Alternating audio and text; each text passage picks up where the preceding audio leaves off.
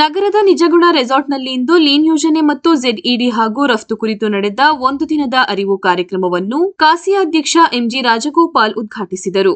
ಬಳಿಕ ಮಾತನಾಡಿದ ಅವರು, ರಫ್ತು ಮಾಡಲಿಕ್ಕೆ ಕೇಂದ್ರ ಮತ್ತು ರಾಜ್ಯ ಸರ್ಕಾರದಿಂದ ಇರುವ ಸವಲತ್ತು ಹಾಗೂ ರಫ್ತನ್ನು ಯಾವೆಲ್ಲ ರೀತಿ ಮಾಡಬಹುದು ಎಂಬುದರ ಬಗ್ಗೆ ಅರಿವು ಮೂಡಿಸಲು ಇಂದು ಕಾರ್ಯಕ್ರಮವನ್ನು ಆಯೋಜಿಸಿದ್ದೇವೆ.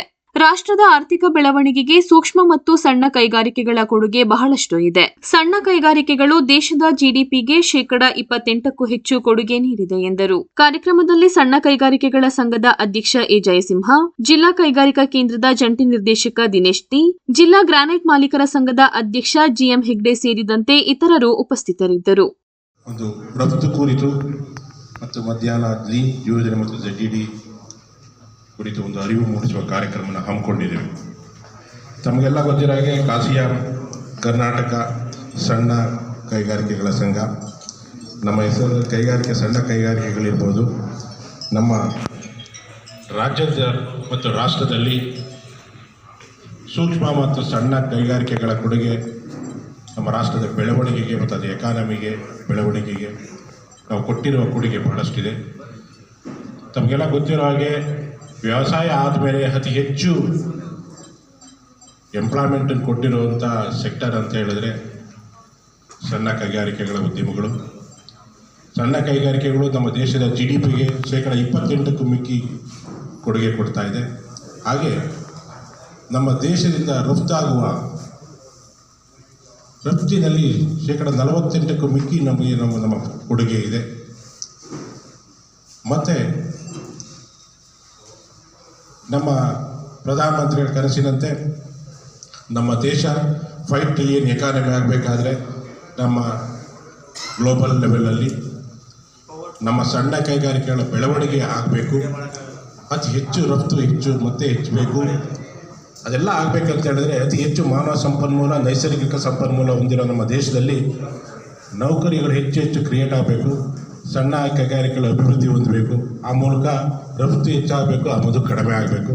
ಆ ಮೂಲಕ ನಮ್ಮ ಎಕಾನಮಿಯು ಹೆಚ್ಚಾಗಲಿಕ್ಕೆ ಮತ್ತು 5 ಟ್ರಿಲಿಯನ್ ಎಕಾನಮಿ ಆಗೋಕ್ಕೆ ಒಂದು ದಾಪುಗಾಲಿಡೋದಕ್ಕೆ ಅನುಕೂಲ ಆಗುತ್ತೆ ಅಂತ ನಮ್ಮ ಭಾವನೆ.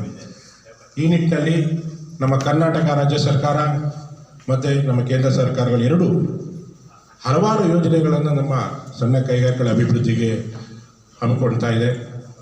ಆ ನಿಟ್ಟಿನಲ್ಲಿ ಈ RAP ಅನ್ನೋದು ಯೋಜನೆ ಇತ್ತೀಚಿನ ಯೋಜನೆ.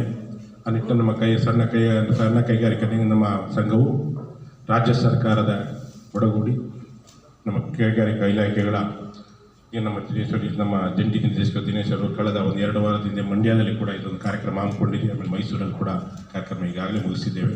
ಅದನ್ನು ಮುಗಿಸಿ ನಾವು ಈ ಚಾಮರಾಜನಗರದಲ್ಲಿ ಈ ಕಾರ್ಯಕ್ರಮ ಹಮ್ಮಿಕೊಂಡಿದ್ದೇವೆ. ಈ ಕಾರ್ಯಕ್ರಮದ ಮೂಲ ಉದ್ದೇಶ ನಮ್ಮ ಚಾಮರಾಜನಗರದಲ್ಲಿ ಇರುವ ನೈಸರ್ಗಿಕ ಸಂಪನ್ಮೂಲಗಳ ಮತ್ತು ಮಾನವ ಸಂಪನ್ಮೂಲಗಳನ್ನು ಉಪಯೋಗಿಸಿಕೊಂಡು ಕೈಗಾರಿಕೆಗಳು ಬೆಳವಣಿಗೆ ಆಗಬೇಕು.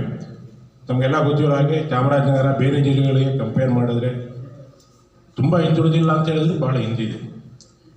ನೈಸರ್ಗಿಕ ಸಂಪನ್ಮೂಲ ಮಾತ್ರ ಹೆಚ್ಚಿದೆ. ಇದು ಕೈಗಾರಿಕೆಗಳ ಬೆಳವಣಿಗೆ ಕಳೆದ ಕೆಲವು ವರ್ಷಗಳಲ್ಲಿ ವೇಗವಾಗಿ ಆಗ್ತಾ ಇದೆ. ಚಾಮರಾಜನಗರದಲ್ಲಿ ನಾವು ಲಾಸ್ಟ್ 2 ವರ್ಷ ಕೂಡ ಈ ಥರ ನಾವು ಕಾರ್ಯಕ್ರಮ ಹಮ್ಮಿಕೊಂಡಿದ್ವಿ.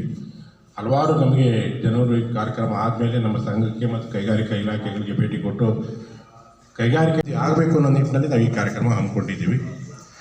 ಇಂದು ವಿಶೇಷವಾಗಿ ನಮ್ಮದು VTPCನ ಬೆಳಗಿನ ನಮ್ಮ ಕಾರ್ಯಕ್ರಮದಲ್ಲಿ VTPCಯಿಂದ ರಫ್ತು ಮಾಡೋದಕ್ಕೆ ಏನೆಲ್ಲ ಅವಲಂಬನೆಗಳಿದೆ, ನಮ್ಮ ರಾಜ್ಯ ಸರ್ಕಾರದಿಂದ ಮತ್ತು ಕೇಂದ್ರ ಸರ್ಕಾರದ ಏನೆಲ್ಲ ಸವಲತ್ತುಗಳಿದೆ, ಅದರಿಂದ ಏನೆಲ್ಲ ಲಾಭಗಳಾಗುತ್ತೆ, ಯಾವ ರೀತಿ ನಮ್ಮ ಚಾಮರಾಜನಗರ ಜಿಲ್ಲೆಯಲ್ಲಿರುವ ನೈಸರ್ಗಿಕ ಸಂಪನ್ಮೂಲಗಳನ್ನು ಉಪಯೋಗಿಸ್ಕೊಂಡು ರಫ್ತುಗಳನ್ನು ಯಾವುದೆಲ್ಲ ದಿಕ್ಕಿನಲ್ಲಿ ಮಾಡಬಹುದು ಅನ್ನೋದು ಒಂದು ಅರಿವು ಮೂಡಿಸಲಿಕ್ಕೆ ಇವತ್ತು ನಮ್ಮ VTPCಯಿಂದ ವಿಶೇಷವಾಗಿ ಶ್ರೀಮತಿ ವೀಣಾ ವೆಂಕಟೇಶ್ವರು ಬಂದಿದ್ದಾರೆ. ಅವರು ಈ ರಫ್ತಿನ ಬಗ್ಗೆ ವಿಶೇಷವಾದ ಒಂದು ಜ್ಞಾನವನ್ನು ತಿಳ್ಕೊಂಡಿದ್ದಾರೆ. ಅದರ ಬಗ್ಗೆ ತಮಗೆಲ್ಲ ಅರಿವು ಮೂಡಿಸೋರಿದ್ದಾರೆ. ಹಾಗೆಯೇ ಇವತ್ತು ನಮ್ಮ ಮಾನ್ಯ ಜಿಲ್ಲಾಧಿಕಾರಿಗಳು ನಮ್ಮ ಈ ಕಾರ್ಯಕ್ರಮ ಉದ್ಘಾಟನೆ ಮಾಡಬೇಕಿತ್ತು. ಲಾಸ್ಟ್ ಟೈಮ್ ಅವ್ರು ಬಂದಾಗ ಬಹಳ ನಮ್ಮ ಒಂದು ಚೇತೋಕಾರಿಯಾದಂಥ ಮಾತುಗಳನ್ನು ಹೇಳಿದರು.